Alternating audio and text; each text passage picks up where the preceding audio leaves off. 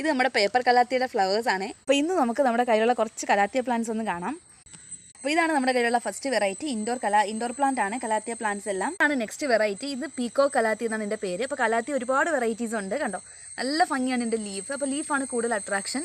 അപ്പോൾ ഓരോ calathea പ്ലാന്റ്സിൻ്റെയും propagation method വേറെയാണ്. അപ്പോൾ നമ്മളിപ്പോൾ കണ്ട 2 കലാത്തിയ വെറൈറ്റീസ് നമ്മൾ ചുവട്ടുനിന്ന് വരുന്ന തൈകൾ ഇളക്കി വെച്ചിട്ടാണ് പ്രൊപ്പഗേറ്റ് ചെയ്യുന്നത്. ഈ കാണുന്ന കലാത്തിയ പ്ലാന്റ്സ് ഫ്ലവേഴ്സ് ആവാറുണ്ട്. അപ്പോൾ ഈ പൂക്കൾ തൈകളായിട്ട് മാറും. അപ്പോൾ ആ ഒരു മെത്തേഡിൽ നമുക്ക് ഈ ഒരു പ്ലാന്റ് പ്രൊപ്പഗേറ്റ് ചെയ്തെടുക്കാനായിട്ട് പറ്റും.